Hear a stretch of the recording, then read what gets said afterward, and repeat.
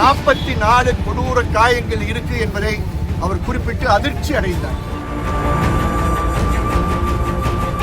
ஒரு சாதாரண கொலை வழக்கில் கூட இவ்வளவு காயங்கள் இருக்காது என்பதை நீதியரசர் குறிப்பிட்டார்.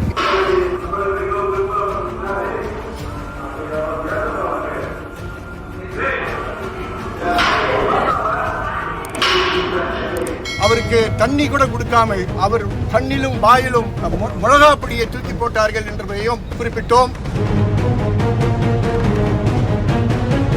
கோயிலுடைய பாத்ரூம்ல இருந்து ஒரு 15 செகண்ட் 20 செகண்ட் தான் அந்த வீடியோ எடுக்க முடிஞ்சது.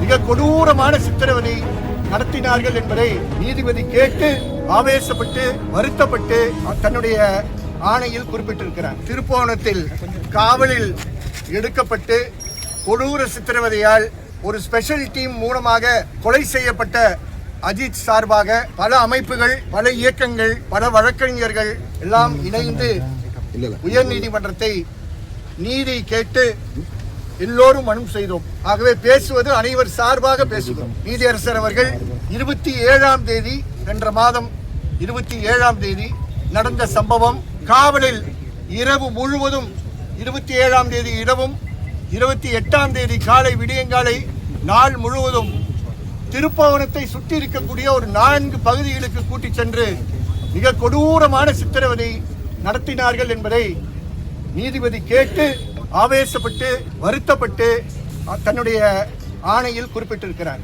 அவருக்கு தண்ணி கூட கொடுக்காமல் அவர் கண்ணிலும் வாயிலும் மிளகாப்பொடியை தூக்கி போட்டார்கள் என்பதையும் குறிப்பிட்டோம். அதை நேரடியாக பார்த்து டெம்பிள்ல இருக்கக்கூடிய பாத்ரூம் மூலமாக வீடியோ எடுத்தது அங்கே பணி செய்யக்கூடிய பணியாளர் நண்பர் சக்தீஸ்வரன் கோயில் ஸ்டாஃப். அந்த கோயிலுடைய பாத்ரூம்ல இருந்து ஒரு 15 செகண்ட் 20 செகண்ட் தான் அந்த வீடியோ எடுக்க முடிஞ்சது. பயத்தில் எடுத்து பொறுப்புடன் ஒரு பொறுப்பான அரசு ஊழியர் தவறு நடப்பதை அமைதியாக பார்க்க கூடாது என்று அவர் பத்திரப்படுத்தி அது அங்க இருக்கக்கூடிய வழக்கறிஞர்கிட்ட கொடுத்து இன்று அதில் நீதிமன்றத்திற்கு கொடுத்ததில் நீதிமன்றம் நிஜமாக அங்கே நடந்த சம்பவங்களை பார்க்க முடிந்தது. நீதியரசர் அனைத்து விஷயங்களையும் குறிப்பிட்டு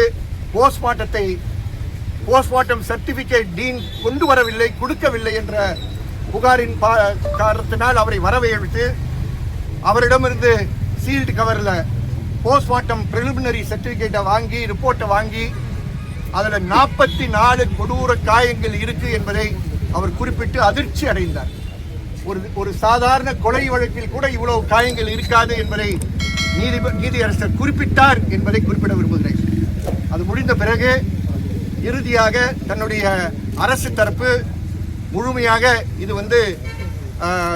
நடக்கக்கூடாத ஒரு சித்திரவதை, ஒரு வன்முறை என்று அரசு ஏற்றுக்கொள்கிறது என்று பொறுப்புடன் அரசு கூறியது என்பதை இங்கே கூற கடமைப்பட்டிருக்கிறேன். சாட்சிகளை யாரும் மிரட்டக்கூடாது, யாரும் அவர்களை மாற்றுவதற்கு முயற்சி செய்யக்கூடாது என்பதை கூறி அரசு இன்னும் மேல் நடவடிக்கைகள் எடுப்பார்கள் என்று எதிர்பார்க்கிறோம் என்பதையும் குறிப்பிட்டிருக்கிறார்கள்.